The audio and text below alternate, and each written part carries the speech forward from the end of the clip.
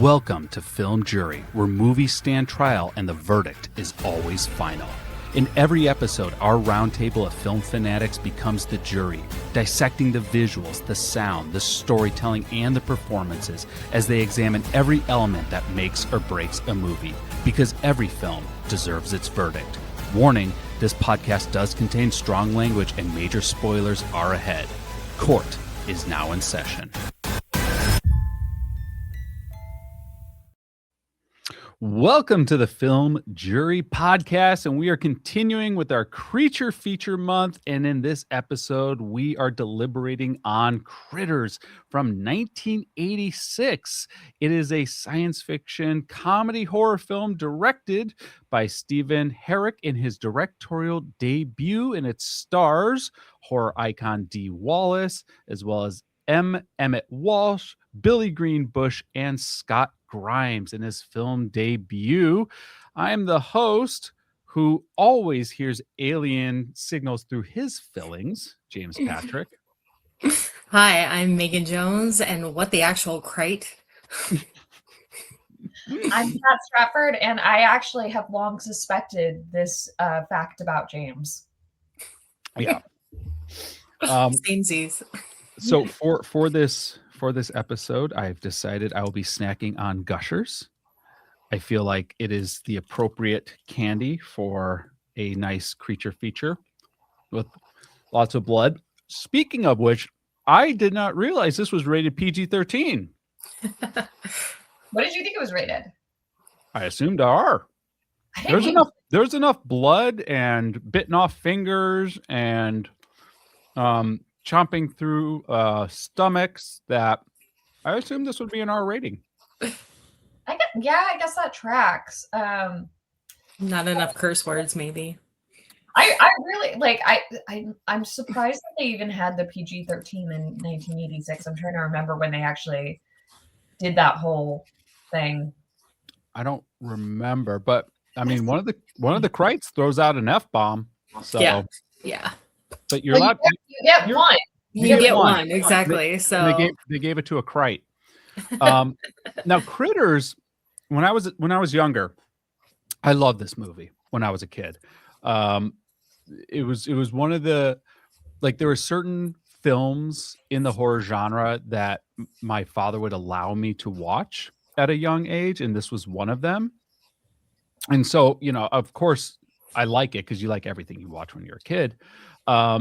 But that nostalgia definitely has always stuck with me, and I've always had fond memories of this movie. And my curiosity was, is it going to hold up to my hindsight opinion of it? This film was really panned at being a Gremlins ripoff.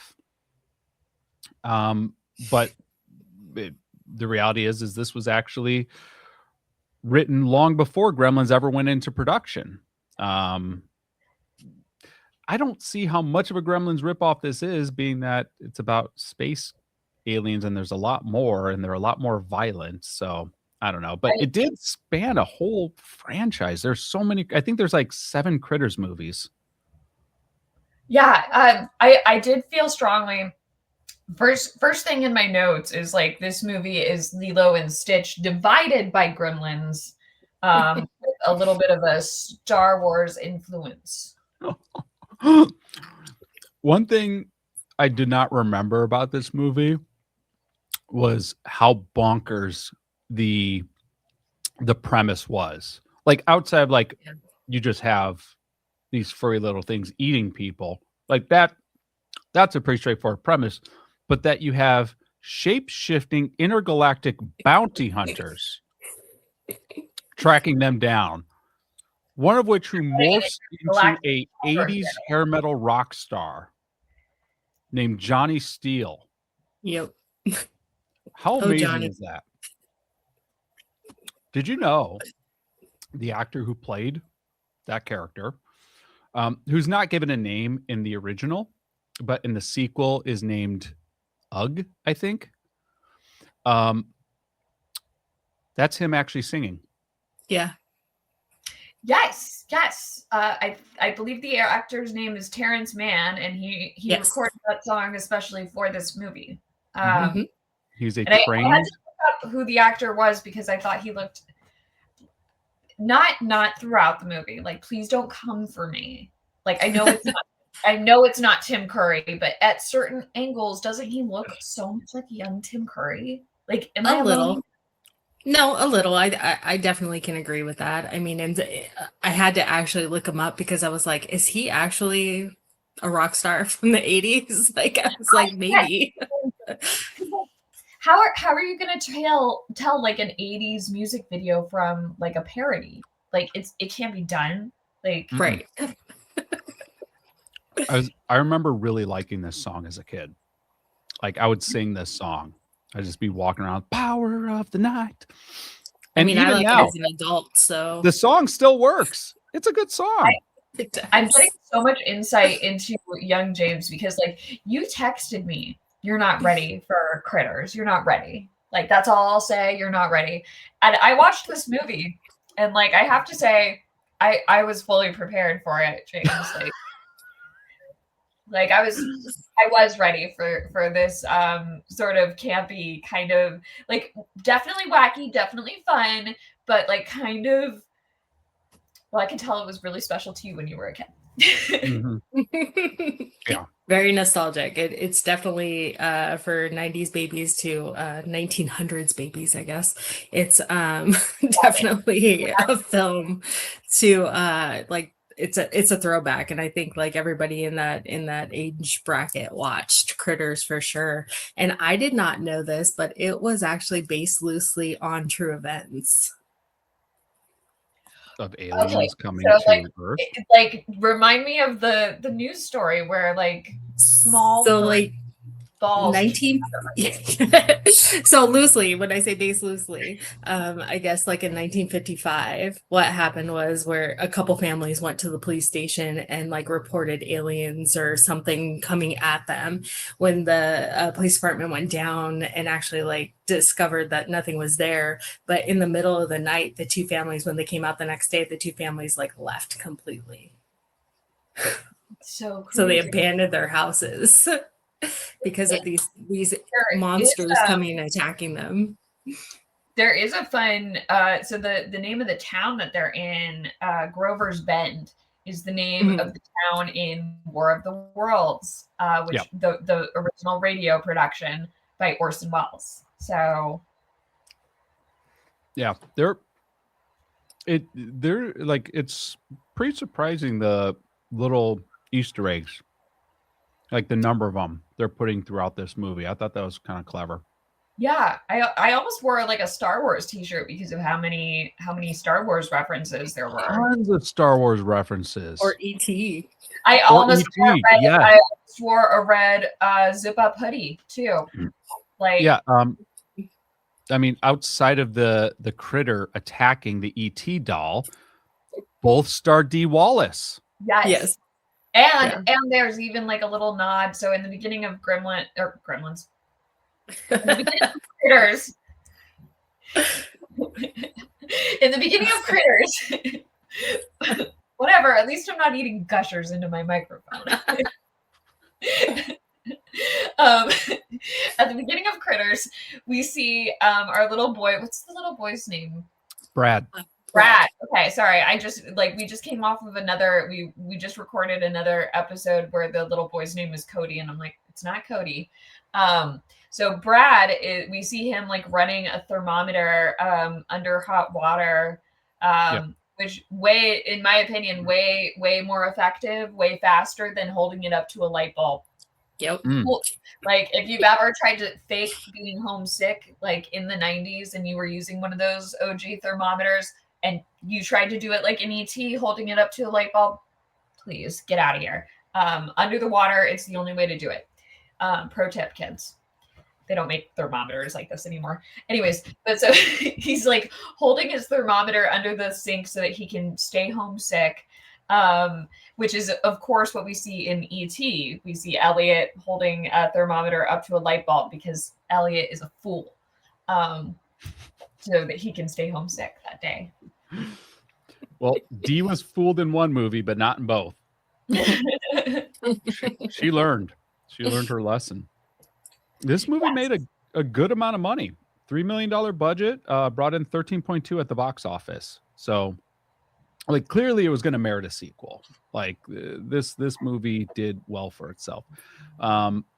So let's dive into the film itself. We open on a prison asteroid. We just see an asteroid. We have to assume there's a prison inside the asteroid. And you hear a voiceover of a ship that is trying to dock, and it's a prison transport ship. And they note that they had 10 krites on board, but there's only 8 left. And the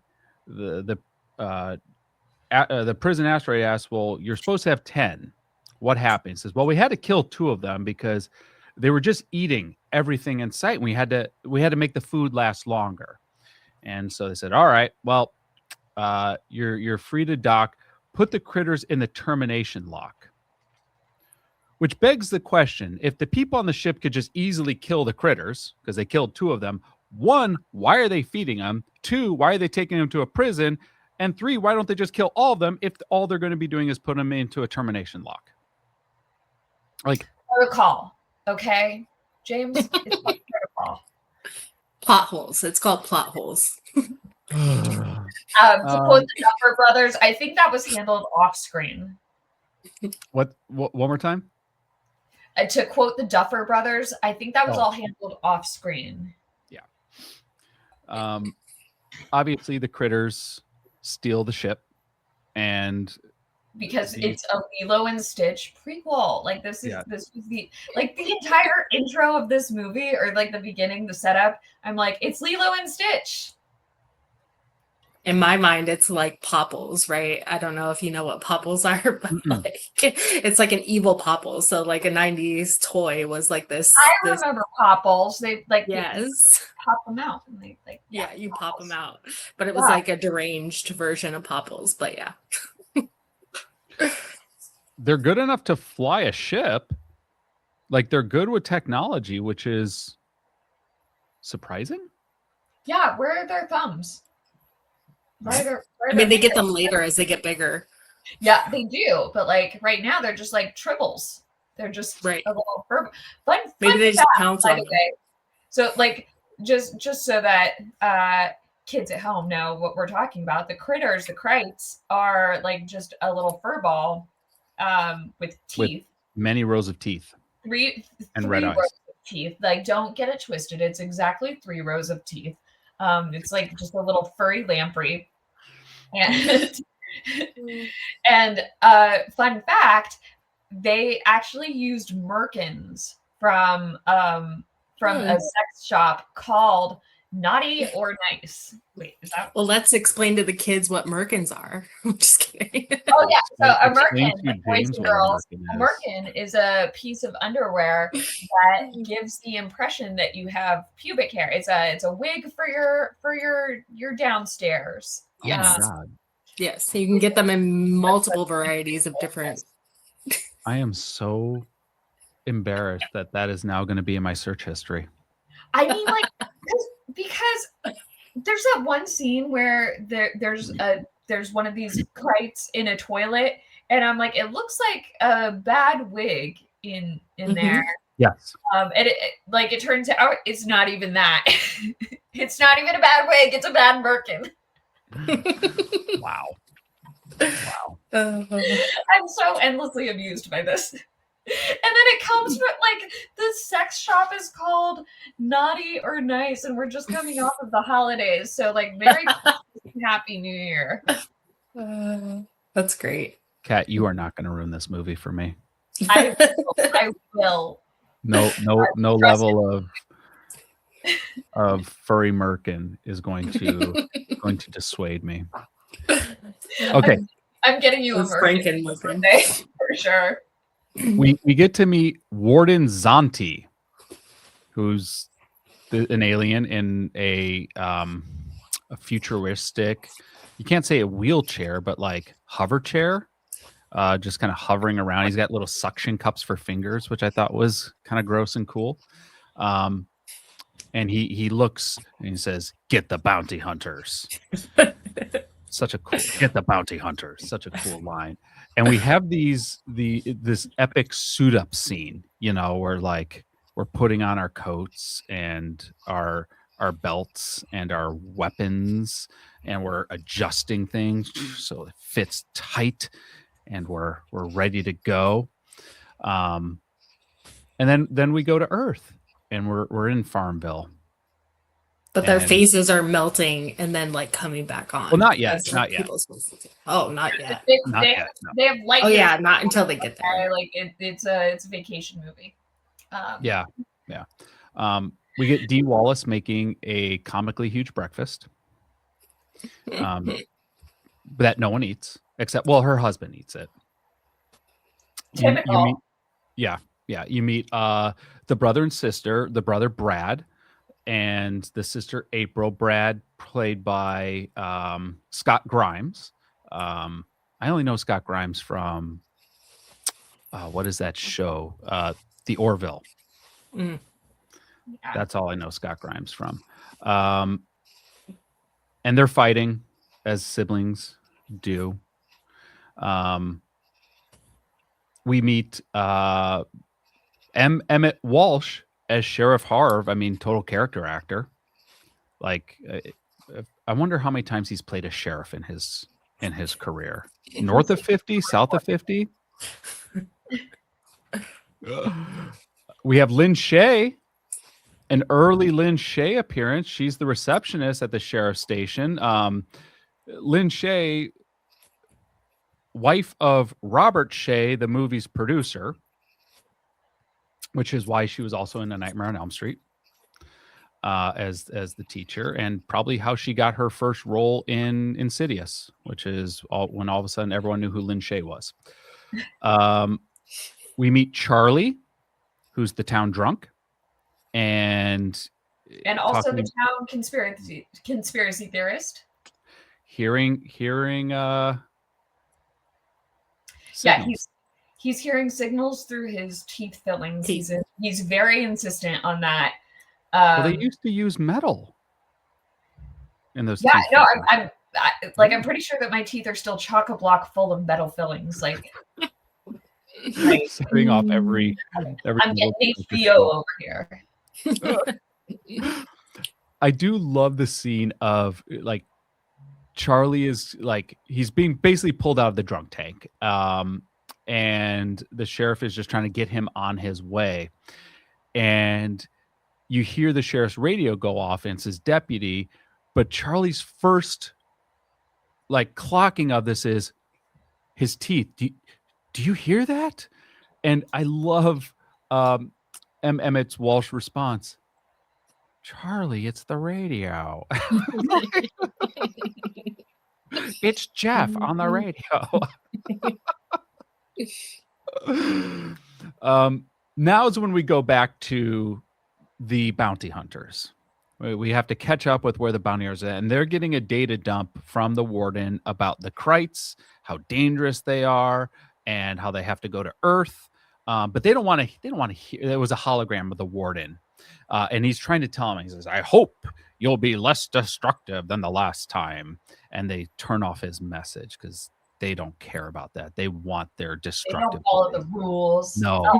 Also, it's worth noting that our hologram message is like there are a lot of we see a lot of Star Wars influence in this movie, and this is one of the references that we see. The hologram we see is obviously very, very similar to what we see in A New Hope, when we see Princess Leia go, "Obi-Wan Kenobi, you're my only hope." Like that bluish. Yeah, that bluish. Yeah. It's not a high quality transmission. Yeah, it's for having like such advanced technology, you would think. But it's good to know that in our future we'll be going back in technology. Yes. Although, hey, this takes place in the 80s. Like maybe this is their version of 80s technology. Like this is what the aliens had. Maybe now they're further ahead. Yeah, maybe now they've got more than 4 pixels. Yeah. So they have these they have to get a data dump on Earth. They have to learn about Earth's culture, which they don't. Like, to be clear, they learn nothing about Earth's culture through this, like as we will see. But they have these two little TV screens that like pop in front of their eyes. Oh, and we should mention their faces are blank, like green glowing globs that have somewhat of a skull, humanoid, like a yeah, humanoid shape. It's not gross. Like, it doesn't look like a green skull. It looks like a vaguely face head shaped mold that's waiting to be it looks molded like into. it looks like the early mold if someone were sculpting a face. Yes. But there's no fine details. There's no nose, there's no mouth, there's no ears or eyes. You have what look to be the beginnings of eye sockets, but haven't fully been formed yet, right? Yeah. Mhm. So they start watching this data dump display of Earth with a voiceover. Earth is a planet of many cultures, and they're watching, like, TV imagery of, everything from the Nazis to early sitcoms to animal footage. And then one of the bounty hunters hits the pause button because he sees a rock video. Not just any rock video. Johnny Steele singing Power of the Night, produced by Show Records, which the movie was produced by the Show production company. And yeah, That's cute. That's cute. yeah, Terrence Mann is actually singing Power of the Night. He's a trained baritone singer. And he rocks it. Good on you. And then the music video ends with him like doing a slow motion jump. That's hot. Like, you're so into this movie. It is so cute. It sizzles. So as he's watching this, all of a sudden his skull, the bounty hunter's skull, starts to like electricity and starts to all of a sudden mold, and it melts in a really cool visual effect. The face kind of melts into a skull and then starts to reform into a face, an actual human face. Like, you see the textures, the liquid skin coming back up onto, like, they filmed a wax face melting and they played it backwards. They played it in reverse. It looks very similar to, if you've seen Raiders of the Lost Ark, when they melt the Nazi and his face comes off. It looks like that played in reverse. So, like, if you're looking for like a visual description, it's like that scene in Raiders of the Lost Ark when they melt a Nazi, which is always a delightful thing to think about. I think this looks so cool. I think this looks awesome. I love how they do this. This is the most I've ever seen you nerd, and this is like delightful. This is the most enthusiastic I've ever seen you about, like, frankly, a kind of cheesy, corny movie. No. Shame on you. Shame. We go back to Earth, and who do we meet? Billy freaking Zane. With a ponytail. Billy Zane would have ruined my life in high school. I have that written down in my notes. It's like the first line. Billy Zane would have ruined my life. He plays the daughter's boyfriend, April's boyfriend. Yeah. Why would he have ruined your life? Like, what do you mean? Did you see him? What? What do you mean? Do you have eyes? Yeah. Oh, because he's so good looking? Yes. Oh, well, no. I would have like dropped out of high school or something to like be a groupie for his garage band. Or, I don't even know what his name was in this. Billy Zane. Steven, I think. Yeah. April's the bad one. Yeah, she is. Steven was so good. Steven was so polite. He was so respectful. He was so complimentary. He was so excited to meet her parents. He's like, I don't think I should be doing anything bad in front of your parents. Yeah, April. April really jumped the shark. A guy that looks like Billy Zane is not going to come into my parents' house with that attitude. I'm just saying.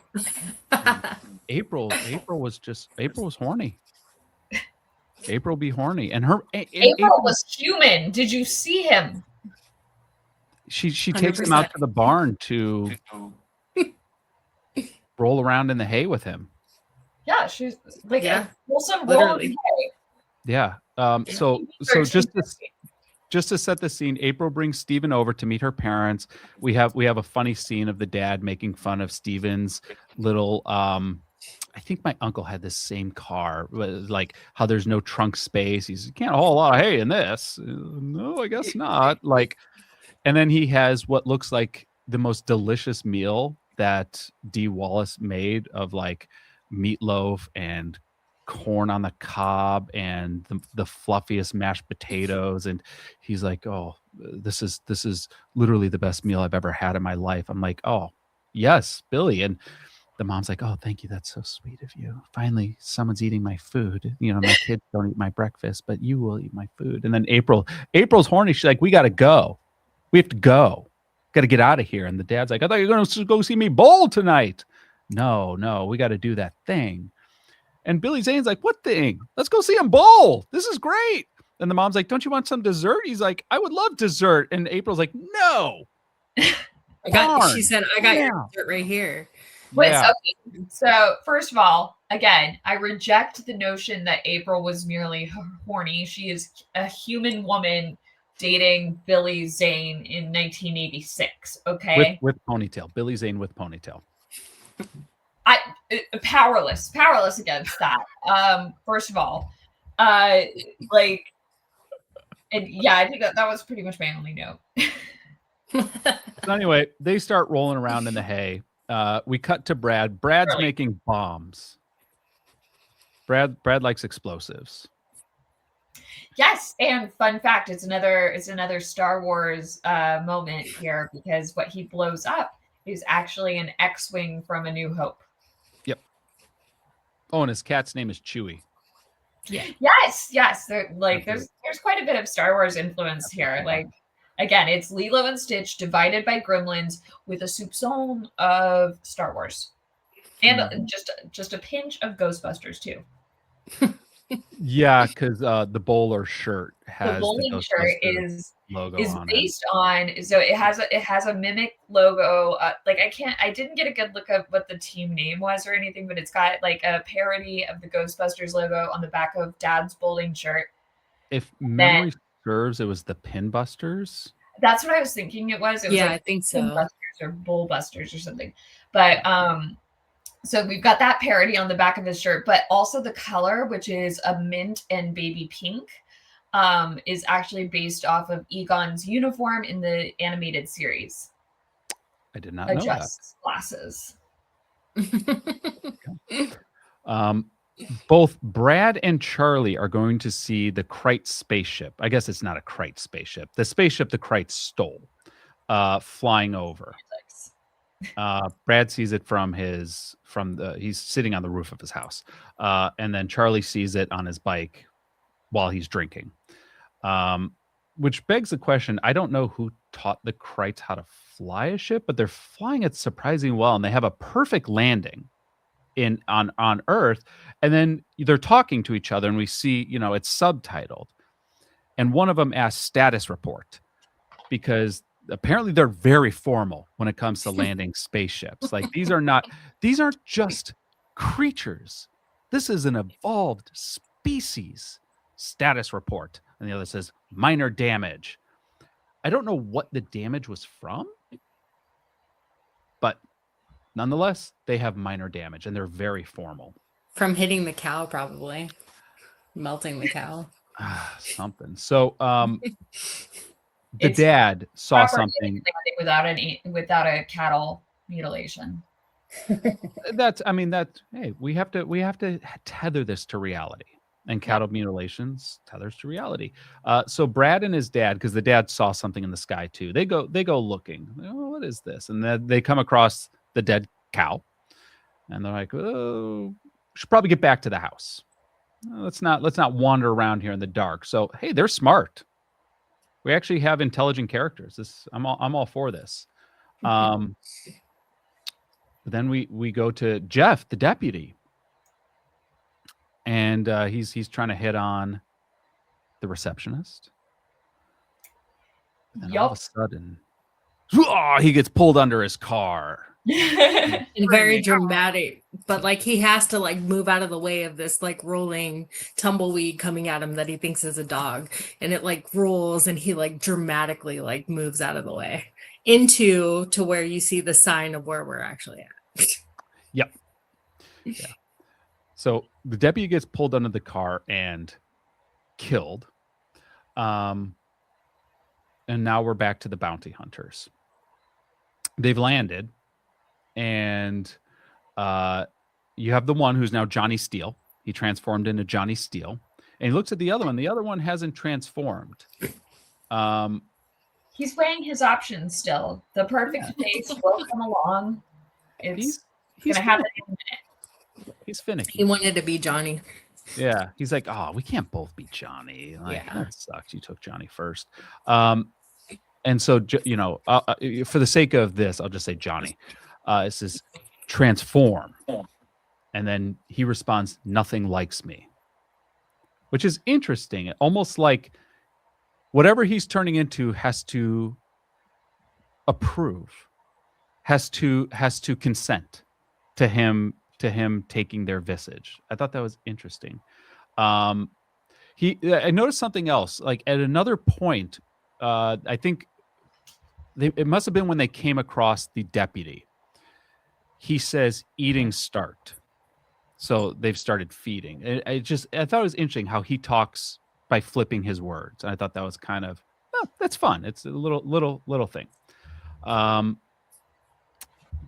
The critters are now really, we get the impression they're descending on this farmhouse that Brad and his parents are in. April, we haven't seen her since she went into the barn a while ago with Steve. Yeah, that's what the dad said. Steve, when Steve called. What happened to Richard? Steve.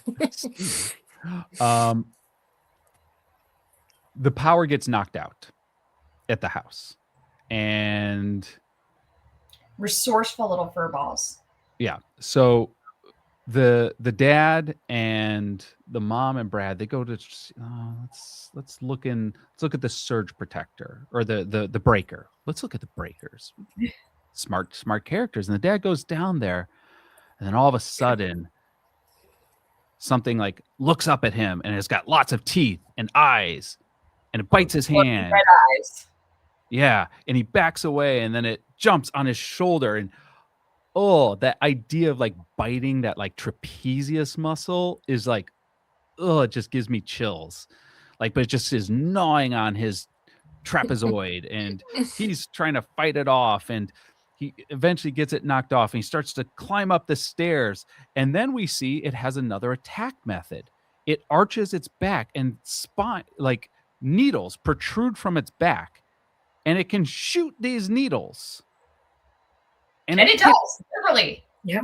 Porcupine power. And family is upstairs going, hey, is everything going okay down there? Because it sounds like you may be getting attacked by something really, really violent right now. And the dad's like, stay up there. Because dad is smart.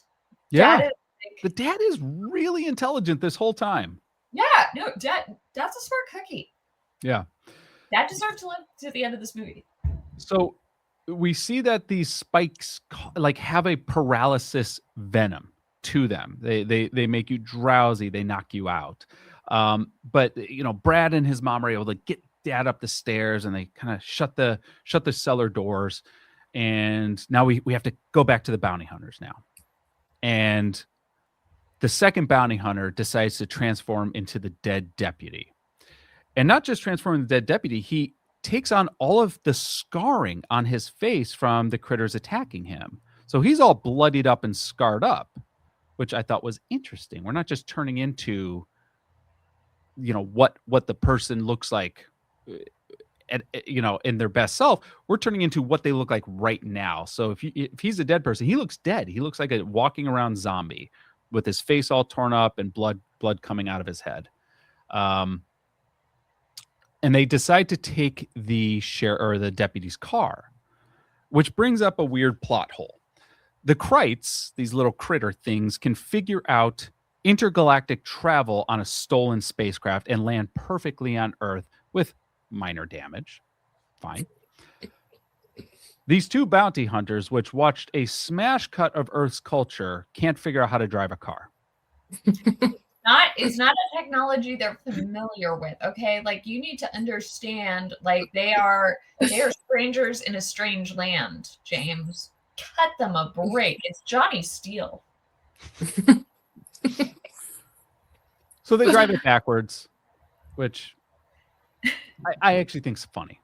I actually think it's funny because there's another scene where they get in the car and they turn around as if to drive backwards again, but this time the car drives forward. I like that. That was a little cute thing that they added in. I thought that was pretty funny. Finally, we go back to April. They haven't even taken their clothes off yet. See, she moves slow. She moves slow. Really, not just some freewheeling hussy as you have painted her to be. For April. I mean, think about this. From when they went to the barn, Brad and his dad saw the spaceship. They went out into the field to investigate the spaceship, saw the dead animal, came all the way back to the house. The power got knocked out in the house. Then the three of them go to the cellar to check out the circuit breaker. The dad gets attacked in there. They get him up there. We have multiple cuts back to the bounty hunters as they're transforming and they're driving cars. And finally, we're back at April, and she's just still in the kissing. They just still kissing in the is like sometimes the best part. So like, don't shame that. Yeah, don't shame that. That's like sometimes like that's the best part, right? Yes, thank you. Like at the beginning, like at the beginning of a relationship when you first started dating somebody and you have like the great makeout sessions, like when you first start dating somebody. That's where April's at. And you know what? Let her have that. Because pretty soon she's like, this is 1 year before an economic recession is about to change her life in 1987, okay? Like let her have it. And I imagine, where do you think they are? Do you think they're in like Oklahoma? This feels like Oklahoma. They're Kentucky. Is it Kentucky? That's neighboring. It is. Pretty sure it's Kentucky. Yeah. Kentucky. Yeah, it's Kentucky.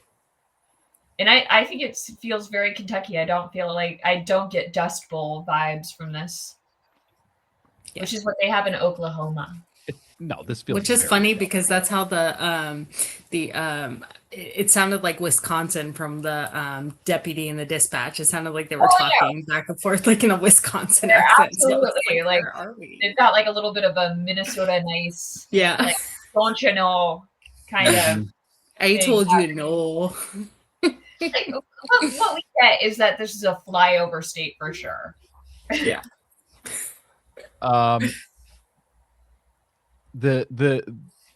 There starts to be interference on the cassette or the radio, and Steve just has to break up the makeout. His face probably hurts by this point. Too much lips and saliva for Steve, and he's like, April, please, I got to fix the radio. Which he didn't have to fix the radio. He needed to breathe. He needed a break from April's like constant clawing at him. It was Billy Zane, James. Okay, like I need you to look at him and like check your attitude. Okay. So he goes to turn off the radio, but because April's distracting him and won't let him look at what he's doing, a critter pops out and bites off his fingers. Bites off 3 of his fingers. Gone.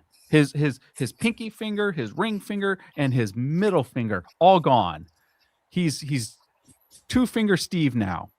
2-finger Steve, and he's clutching his hand, he's bleeding, he's screaming, and now we get the first shot of the critter in the light, and you see all the teeth and the red eyes, and then it launches itself at him and starts eating his tummy. the critter gets way further with Billy Zane than April ever got.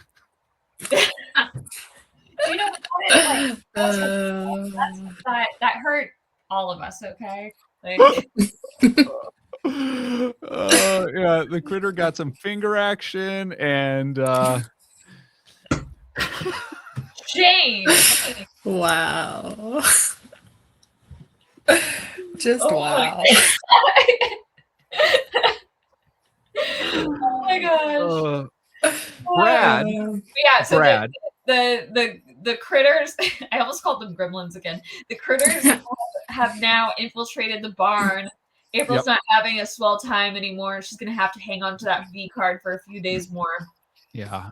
Brad hears his sister screaming, and all of a sudden, Brad, like a media character arc, like hero Brad, right? Hated April the entire movie, and he's like earlier in the film, and Dad even asked him, "Why are you always fighting with your sister?" Yeah, but not now. But because that's real though. Ohana means family, and family means we stick together when the Krites attack. Yeah, but that's real though. That's like sibling, like having a younger brother. Like that's legit. Like we hated each other growing up, but we would have each other's backs no matter what. So yeah, like I hated about to get April's back. Allowed to pick on her, but me. Yep. Yeah. So Brad rushes to April's rescue, and he goes up, and April's trying to fend off a critter with what is it? A fork? A pitchfork, like pitchfork. Just like I was like, it's a fork. Yeah. It's a fork. Yeah. And another critter still, going to town on Steve, and which is funny. I find that to be really funny that it like attacks Steve, who's young and like could have possibly gotten away from this critter. Like I feel like the dad probably got attacked more and was like, okay, I'm out of here. But like he didn't even do anything. I guess fingerless made him too nice a guy to like stand up to critters. True. Which again is why he ruined my life in high school. Nice, respectful on top of that. Like, come on. Tucks in his shirt. Okay, well that was pretty 80s. Yeah, with belt. Yeah. Brad throws a firework at the critter, which eats it and kind of balloons. The critter eats the firework. Yeah. Catches it in his mouth like a puppy, and then just balloons, just total like Willy Wonka ballooned. Yeah. And then just burps and dies. Burps smoke and dies. It just falls over. Falls over. It's funny. It's a funny little gag. It's kind of what I wish would have happened to like Furbies 10 minutes after getting them. The bounty hunters now. They go at the church. And for some reason they decide to shoot up the church. Or not they. It's really just the one guy. He's really, really like overcompensating. He can't choose a face that likes him. He has to shoot everything now up. We know why. He's Johnny shoot 'em up, and so like nobody wants to face mold with him. Oh yeah, no, he's not having a good day. He's not. Do they take on just the character? Like, do they actually just take on just the face, or are they taking on the whole persona of the person? So maybe that this guy had this like backstory of wanting to like shoot things up, right? Inner rage. Yeah. That's why he becomes a cop. No. Not he turned into the preacher before he shot up the church. Yeah. Yeah, no, that works too, honestly. I hear. I mean, yeah, I feel like it does too. The point kind of still stands. Yeah. Yeah, I don't remember anything from this. I saw part 2, and I have seen part 3 at one time, which by the way, I think was Leonardo DiCaprio's premiere role, was in Critters 3. I I bet Billy and Leo talked about the critters while they were making Titanic. Oh They my had god! to. Do you think They could have. I bet they both got their start. I don't know if this was Billy Zane's first role, but ostensibly it could have been. He's young enough. Yeah, no, We would not have Titanic had it not been for critters. Give we respect. wouldn't. Oh my god, this Yeah. is insane. Jesus, Mhm. Billy Zane, if you're ever watching this show, we want to know, were you talking about critters on Titanic? Like, please come on the pod. We have questions. So they shoot up the church, and then Johnny Steele has to calm him down. He's like, "Okay, dude, back off. Like, we're good. Like, we can go now. They're not here. We can go." They get in the car, and this is where they turn backwards in the car because they think that's how the car goes, and the car goes. So that was funny. The dad decides. So now we're back at the farm. The dad decides, okay, we got to get a vehicle. We got to get out of here. We can't stay here. So once again, dad's smart as hell, but he gets attacked again. This poor dad, and is gnawing on the same shoulder. Like, yeah. Oh, there's a cute moment that I just want to point out here because we already covered. He's like in this like Ghostbusters parody outfit. And he is the one who picks up the phone and realizes that the phone lines have been cut. And I wrote down in my notes, who you gonna call? Pin busters. I think I'm very, very funny. So we have what I thought was, even when I was a kid, I thought was the funniest scene in the movie, which is, they're on the front porch of the house, and Brad has to run around to the back of the house to unlock the front door because the door locked behind them to let them in so they can get away from the critters. Jay is all chewed up. Jay's the father.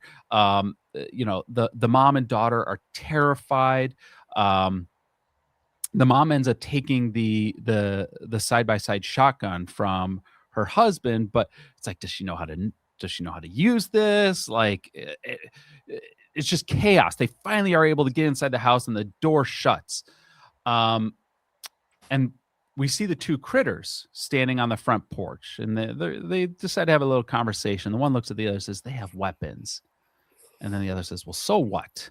And then the door opens, and the mom points that side-by-side barrel out the door and blows the shit out of one of the critters.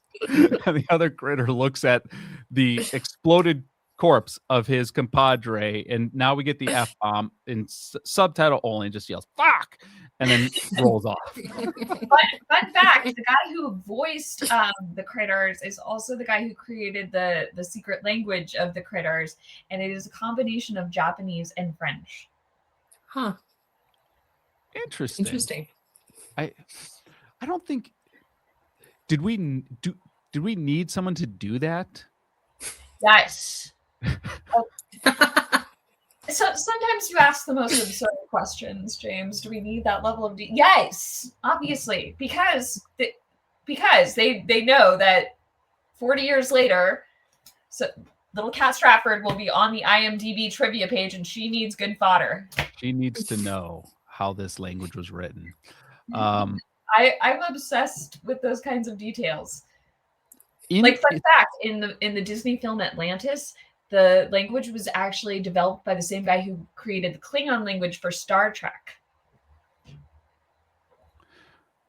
Okay. All right, I'm stopping now. Thanks. Okay, I will give you this. At least with Klingon language, like, there's long dialogues. Like, there's full-on conversations that are happening in the show, in the movie. Like, do we need someone to write a whole language for the critters? And they only say like 5 words. You are. I'm shooketh to my core that you are like that. You don't think that's like a cool, fun detail. Like, it's cute. Yes. It's cute. It's cute. It's cute. It's cute. I just find it surprising that I might have a concussion. I just find it surprising that someone literally sat down and was like, I'm going to take these 2 languages and I'm going to invent a whole new language just for 5 words used in this movie. Like, how many more words did he create that will never get screen time? I want to know. I That's would on like Google's part. that I don't question. think you're going to. I don't think you're going to.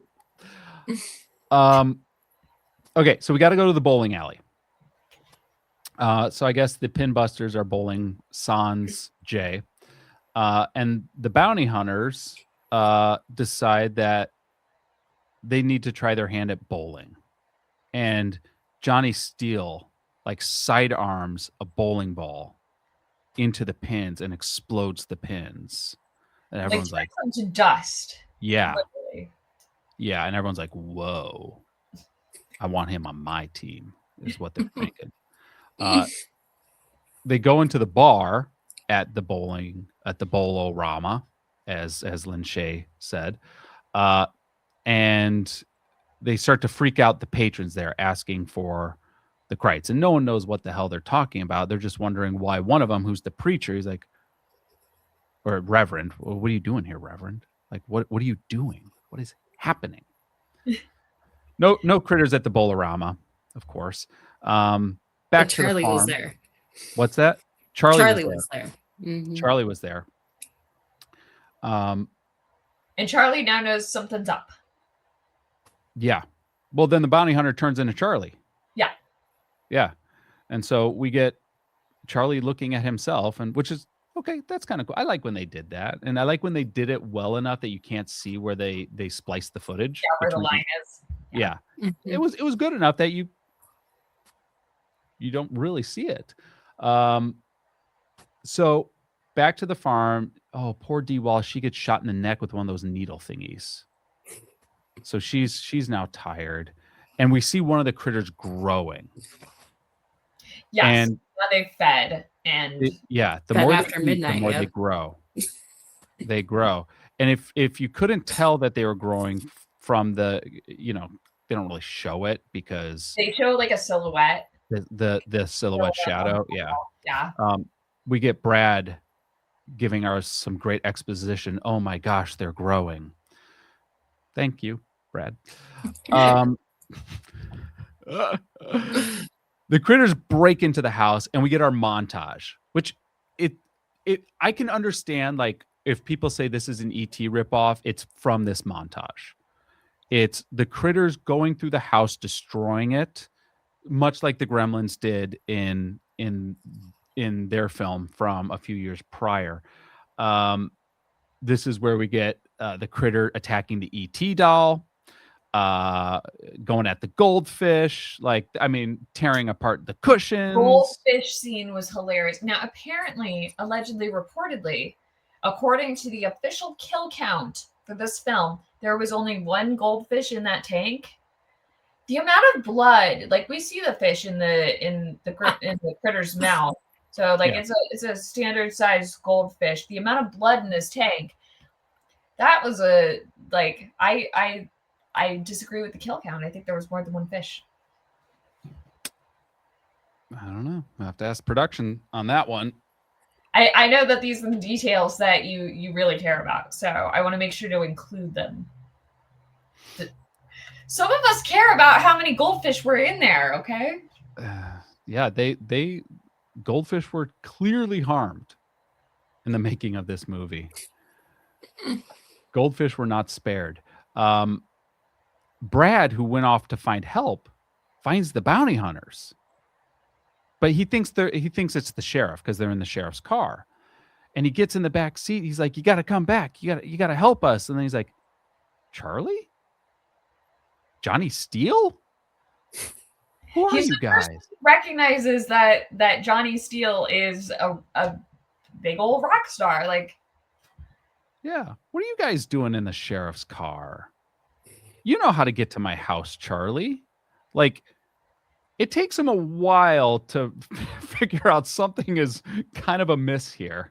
Like, the apple fell pretty far from the knowledge tree from Dad to Brad. Like, in his defense, it would never occur to me, like, okay, so, like, it would never, like, I feel like I would be slow on the uptake for this too. I get into a cop car thinking I'm going to see cops. Okay, not cops. But instead, it's the town drunk and the biggest rock star on the planet okay, let me just process that. And they seem to be like actually maybe aliens. It would take me a while to make the leap. Like I've already leapt over to the biggest rock star in the world is in this small town cop car. It would take me several minutes to get there, I think. So I'm gonna cut little Bradley a break. He could just be having a little bit of PTSD simply because he also just had to acknowledge uh, very, very carnivorous alien species attacking his house. So He really shares like a tearful goodbye with his family before he goes off for help. yeah, Because again, we're watching Lilo and Stitch, the 80s edition. Ohana means family. I haven't seen Lilo and Stitch, so I don't get any of these references. That's upsetting. Shame. Don't you like host a movie podcast? I mean, it is Creature Feature Month, so we can get Lilo on there. Or is Lilo the... Lilo's the little girl. Oh, so Stitch. Got Stitch. it. Brad brings the bounty hunters back to his house.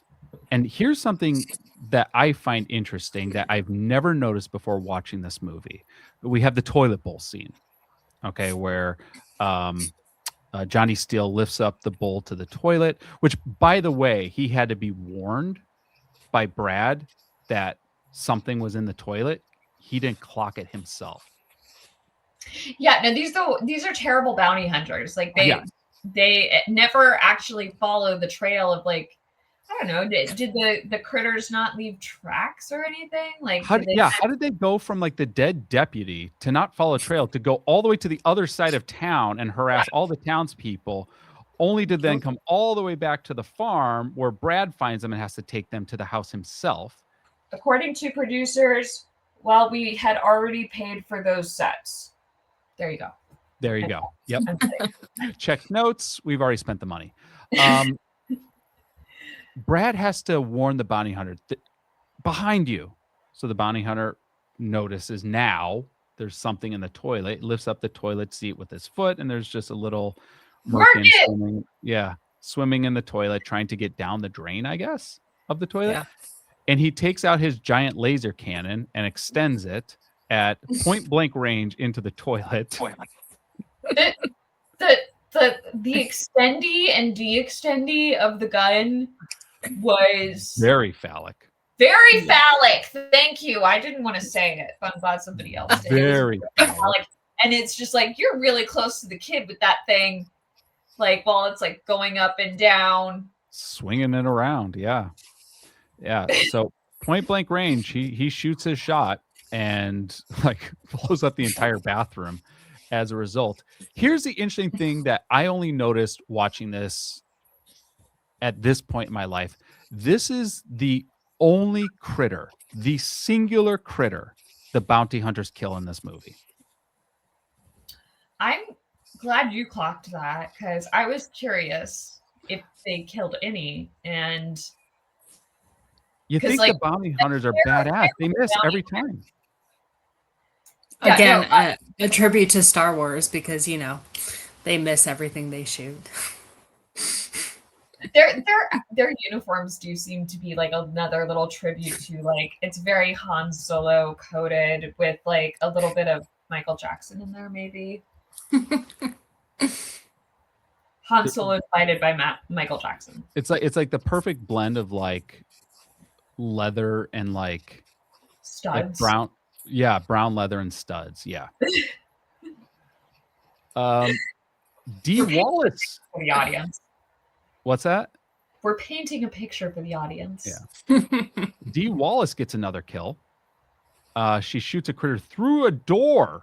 Didn't even see it. Blind luck. D. Wallace has killed 200% more critters than both bounty hunters combined. That's the power of moms. Okay. We saw this in Feast too. Yeah. The giant critter kidnaps April. Takes April on their ship. And the critters decide we're getting out of Dodge. They all go back to their ship. They're getting out of here. They're going to take off. So Brad and Charlie then decide that they're going to Molotov cocktail the ship. Oh, sorry. So Brad sneaks on, gets April out, and then the ship's about to take off, and Charlie says, I have an idea. Give me your lighter. And then they try to light it. The ship still hasn't taken off yet, by the way. It takes a while to get warmed up. You got to warm it up. They got it off that prison planet in a split second. This is taking the engine was already warm. Forever to get off this planet. And this it's is the air. The slowest, scene of like Brad has to go all the way back to Charlie, take out his lighter. They don't get it lit the first time. Finally, did you not think that the gravitational pull on a planet might be stronger than the gravitational pull on an asteroid, James? It's called physics. Yeah. Well, actually, somehow, I told you with that one. That's true. Somehow, the physics allowed Charlie to hurl this Molotov cocktail across the farm into the closing hatch door of the spaceship before it takes off. As it was closing, just like in perfect timing. Yeah. Perfect timing. Yeah. Even though the door was closing while Brad was trying to get April out, by the way. Yep. So a lot of time has passed. It's a really slow door. The critters start flying away, but just to be dicks, they shoot a laser at the house and blow up the house. I literally have at the critters at the end, eat a dick.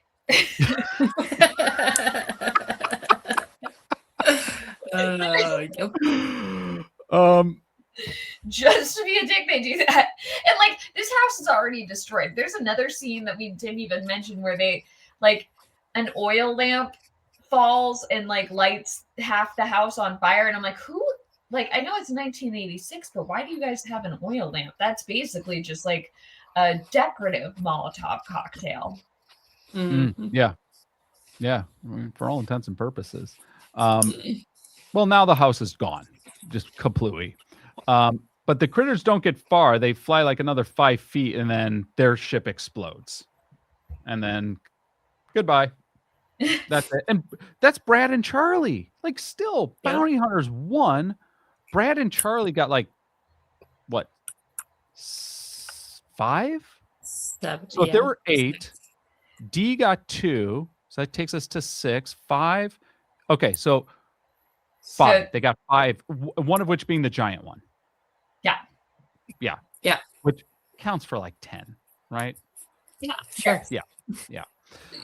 These bounty hunters suck.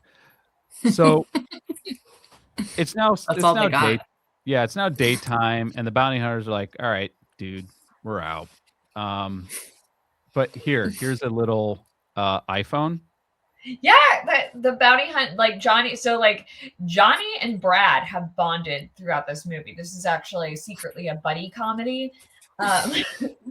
They've bonded, and so like Brad looks up at Johnny Steele and is just like, "Yo, can we hang out after this?" Basically, and not so your dad. And like Johnny Steele takes like a little comms device off of his belt. And hands it to Brad and is like, "Call me." And again, I think it's weird. I think it's a little like, that's a kid. You're a grown man. Like, you're a grown ass intergalactic bounty hunter. Grown alien. Yeah. Yeah. What are you doing? Like, giving your contact information to a kid? They're like, and this is like after the penis gun thing. Yeah. Nope. They stranger danger. Different laws in the intergalactic bounty hunter community. Yeah. And so bounty hunters are gone. But Charlie wants to go with them. He's, or we see him kind of trailing them. He's like, I can help you guys. I can fix stuff. He asked for a comms device of his own, and he would have been an appropriate adult to give a comms device to. Intergalactic bounty hunters of the future. Yep. To give context, he does go, like, you don't see it in this movie, but in Critters 2, he went to space with them. He fights. He bounty hunts with them in space. He becomes the buddy. It's a little buddy trio of Charlie and the two bounty hunters in Critters Part 2. So good for Charlie. Good for Charlie. After they leave, what does Brad do? Pushes the comm button right away. Needy, right? I advised him to wait 3 days. 3 days. They just pulled out of the driveway. Zero chill. He wanted to see if it worked, I guess. But for some Did I get a fake number here? Is this real? I would kind of want to see if it worked too. Like I would be like, But it didn't work. Didn't. No, it didn't call the bounty hunters, but for some reason it put their house back together. It did call them. And then they put the house back together. How did, like they could read his mind. That doesn't no. We're I thought so like for the putting the house together shot, what they did was like they played the whole house getting knocked down and reversed, and it was cute. It looked really good. I really liked how that came together. Yeah, it was very cute. And then of course that's like our happy ending. I want to know. Oh, but it put the cat. Oh yeah, the cat in the mailbox, which is adorable. Chewy. Stuff's Chewy in the mailbox. I don't know how that cat lived. That cat had no business surviving that. 9 lives or something. It's a cat. So there's no way a critter would not have eaten the cat. Yeah, I feel like a cat could have had. They got the only thing I feel like that cat could have taken any of those crates. Okay, I know my cat's I have 3 cats. Prince Damien, maybe. Princess Buttercup, not a chance. Baby Dum Dum, toaster cake, first to go. Yeah, but that cat was like defensive, and I think he could have held his own. That cat was Chewy. Oh, do you know what's so funny? Do you know what's so funny? The critters probably did get to him and said, "You know what? Too Chewy."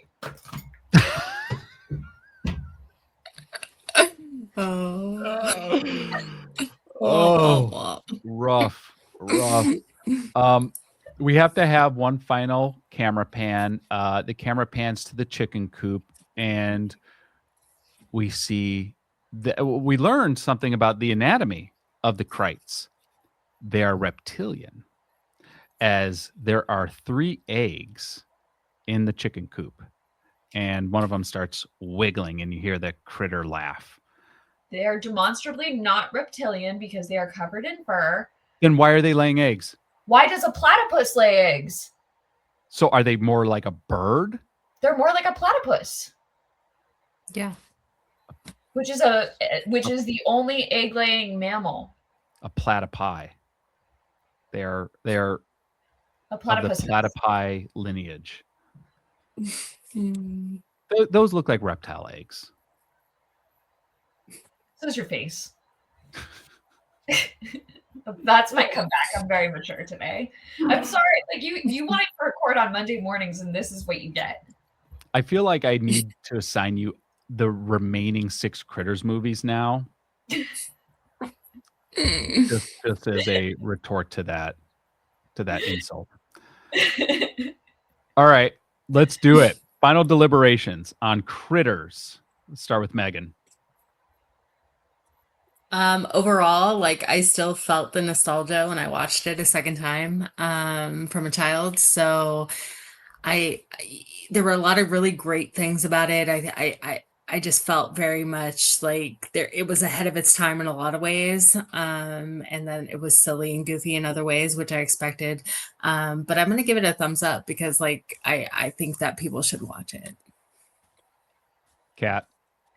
I'm going to say it is guilty of being a classic, corny 80s horror. And if you are into nostalgia and Star Wars, you should probably check it out. I'm so glad you didn't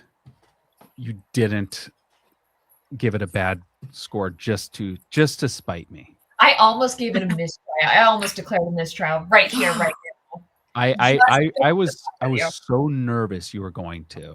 I thought about it hard. I thought about it for a while. I truly deliberated. I gotta say, this movie holds up. Like this, even though there's so much 80s throwback, I think the practical effects are really good. I think in hindsight now, with where rated R movies are now and the level of gore, like, yes, this is pretty sanitized. This is definitely safer, but there's a decent amount of gore in this. This is not a bloodless movie. 5 out of 10 Sam Raimi's. What's that? 5 out of 10 Sam Raimi's. 5 out of 10 Sam Raimi's. Is that the blood scale? Yes. Yes. Yeah. I think I really like the creature design. I really like the practical effects in this. I think, they made this movie for $3 million, but that's 1986 dollars. But it pulled in 13.2. Like, it really, really made its money back. Fun character actors. It's fun. This is a fun movie. I mean, definitively not guilty. Love this movie. Still love this movie. Even though there's intergalactic bounty hunters, shape-shifting bounty hunters, which, by the way, I believe part 4 or 5 unpack this story of the bounty hunters and the politics of the bounty hunters. If you're interested. I've never realized how big of a nerd you are until this moment, and I really you say that every time. I knew where that ceiling was, but it just keeps going. The limit does not exist. I think this is the part where I take your lunch money again. And this is why I watch so many movies, because bullies like Cat. So what else do we have coming up for Creature Feature Month? Let's see. Hold on. Film Jury Podcast.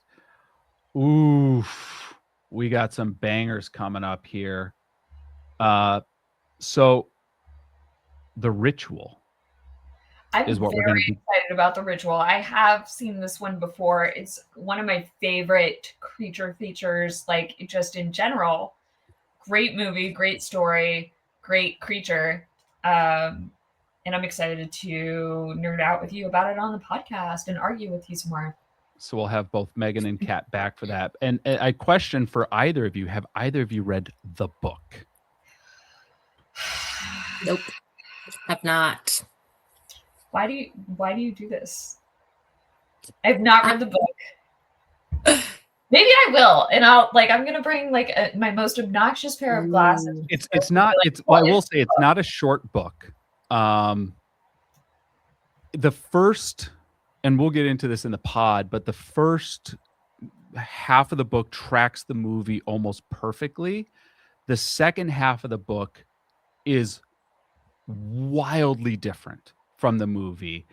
And that's not, one is not better than the other. They're both incredibly unique and interesting and entertaining, but they could not be more different in where it goes in the third act. It is really interesting. So we'll talk more about that on next week's show, which will be The Ritual. From us at Film Jury, want to thank you all for tuning in. Want to thank both Megan and Kat for deliberating on Critters from 1986, and we will catch you all in the next screening. Take care, everyone. Bye.